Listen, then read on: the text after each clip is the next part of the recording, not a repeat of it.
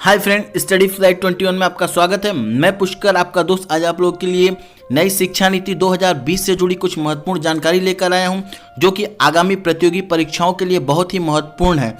चलिए अपना video start करते हैं और देखते हैं। नवाचार में परिवर्तन। 34 साल बाद शिक्षा नीति में परिवर्तन हुआ, जो कि 2020 में किया गया है। और भी बहुत से परिवर्तन किए गए हैं, जिनको हम देख लेते हैं। मानव संसाधन मंत्रालय अब शिक्षा मंत्रालय बना दिया गया है। शिक्षा के प्रति शिक्षा नीति में किन बातों को रखा गया है, चलिए देखते हैं। 10+2 को समाप्त कर 5+3+3+4 पर नई शिक्षा नीति आधारित की गई है। चलिए इसी श्रृंखला में हम इसको थोड़ा विस्तार से देखते हैं और जानते हैं कि यह क्या है। 5+3+3+4। फर्स्ट पॉइंट 5 जो फाउंडेशन स्टेज होगा। सेकेंड पॉइंट 3 क्लास 3 to 5 का होगा। थर्ड पॉइंट 3 क्लास 6 to 8 जिसको मिडिल स्टेज बोलेंगे। फोर्थ पॉइंट 4 क्लास 9 to 12 जो कि सेमेस्टर बेस होगा, जिसमें अब छात्र साल में 2 बार परीक्षाएं दे सकेंगे। और ऐसे महत्वपूर्ण प्रश्नों के लिए और जानकारी के लिए मेरे चैनल को लाइक, सब्सक्राइब और शेयर जरूर करें। और हाँ मित्रों, बेल आइकॉन दबाना न भूलें। चलिए इस स्टेज को हम थोड़ा विस्तार से देखते हैं और जानते हैं। पहला पॉइंट, स्कूल के पहले 5 वर्षों की पढ़ाई फाउंडेशन स्टेज होगी, जिसमें प्रथम 3 वर्ष प्री प्राइमरी के होंगे और कक्षा 1 और कक्षा 2 के 2 वर्ष होंगे।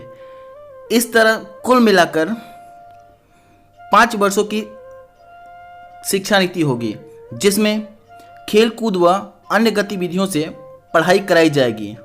अब छात्रों पर किताबों का बोझ पहले की अपेक्षा कम होगा। चलिए इसी श्रेणी में हम दूसरे पॉइंट को देखते हैं और जानते हैं। दूसरे पॉइंट में कक्षा 3 से कक्षा 5 के छात्रों को भविष्य के लिए तैयार करने वाली पाठ्यचर्या होगी। और इसमें सबसे महत्वपूर्ण बात, 5वीं कक्षा तक की शिक्षा मातृभाषा में होगी, जिससे छात्रों को सुविधा होगी। और यह बहुत ही महत्वपूर्ण तथ्य इसमें जोड़ा गया है, जो कि NCERT द्वारा निर्धारित होगी। और हाँ मित्रों, अब अंग्रेजीकरण को समाप्त किया जाएगा, यानी नई शिक्षा नीति में अंग्रेजीकरण को स्थान नहीं दिया गया है। चलिए अब तीसरे पॉइंट की ओर आगे बढ़ते हैं और देखते हैं। तीसरे पॉइंट में कक्षा 6 से 8 तक को मिडिल स्टेज माना जाएगा। कक्षा 6 से ही छात्रों को कंप्यूटर कोडिंग इंटर्नशिप भी कराया जाएगा, जिससे छात्र अपनी रुचि और संबंधित क्षेत्र के विशेषज्ञों के साथ सीखने का अनुभव प्राप्त कर सकेंगे। जैसे अगर कोई छात्र पेंटिंग करना चाहता है तो वह पेंटर से जाकर सीख सकता है और अपनी स्किल को आगे के लिए बेहतर बना सकता है। सबसे महत्वपूर्ण बात यह है कि शिक्षा नीति में वह परिवर्तन किए गए हैं जो छात्रों के हित के लिए बहुत ही महत्वपूर्ण है। चलिए हम अपने चौथे पॉइंट की ओर आगे बढ़ते हैं और देखते हैं।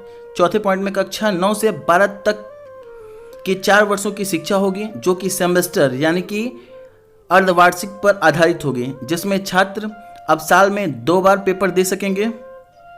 और ऐसी ही महत्वपूर्ण जानकारी के लिए मेरे चैनल के साथ बने रहें। लाइक, सब्सक्राइब और शेयर जरूर करें। और हाँ मित्रों, इस श्रेणी में छात्रों को विश्लेषण क्षमता को विकसित करने के लिए प्रेरित किया जाएगा और सभी कक्षाओं के लिए संस्कृत भाषा को वैकल्पिक विषय के रूप में भी रखा जाएगा, जो कि अति आवश्यक है नई शिक्षा नीति के आधार पर। और भी बहुत महत्वपूर्ण परिवर्तन हुए हैं, जिसको हम श्रेणी के क्रम से देखते हैं, जिसमें स्नातक है यानी कि ग्रेजुएशन। अब ग्रेजुएशन की डिग्री कॉलेज में 3 और 4 वर्ष की होगी।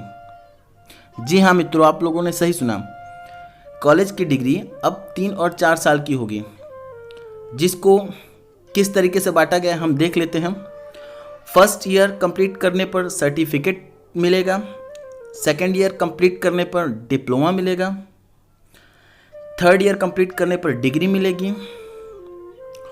और फोर्थ ईयर कंप्लीट करने पर रिसर्च के साथ डिग्री भी मिलेगी। यानी अब जो छात्र ग्रेजुएशन करने पर फर्स्ट ईयर या सेकेंड ईयर करके छोड़ देते थे तो उनका समय बर्बाद होता था।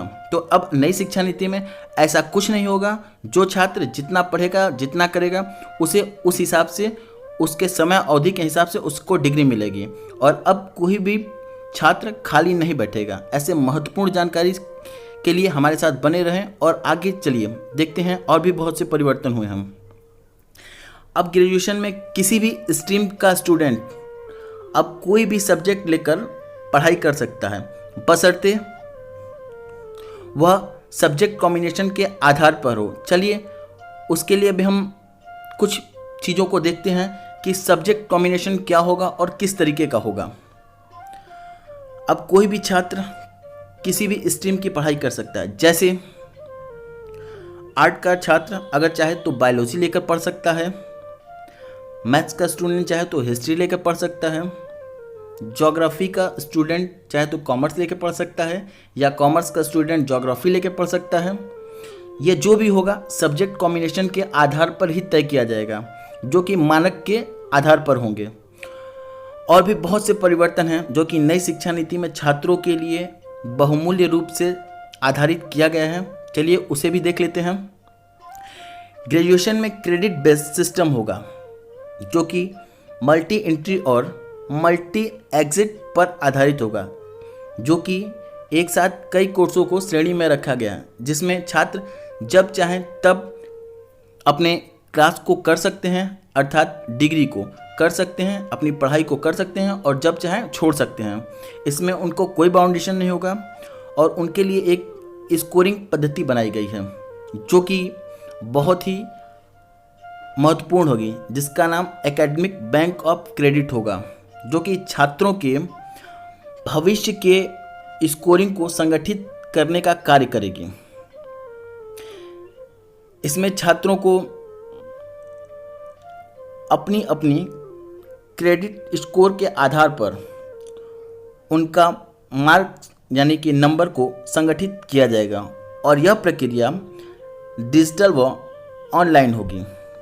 ऐसे महत्वपूर्ण जानकारी के लिए हमारे साथ बने रहें और हमारे चैनल को लाइक, सब्सक्राइब और शेयर जरूर करें। और हाँ मित्रों, बेल आइकॉन दबाना न भूलें। अब नई शिक्षा नीति में एमफिल यानी कि मास्टर ऑफ फिलॉसफी को हटा दिया गया है। जी, मास्टर ऑफ फिलॉसफी को अब इस नई शिक्षा नीति में समाप्त कर दिया गया। ऐसे महत्वपूर्ण जानकारी के लिए मेरे चैनल को लाइक, सब्सक्राइब और शेयर जरूर करें। और हाँ मित्रों, बेल आइकॉन दबाना न भूलें और इस वीडियो को अपने मित्रों से साझा करें। धन्यवाद।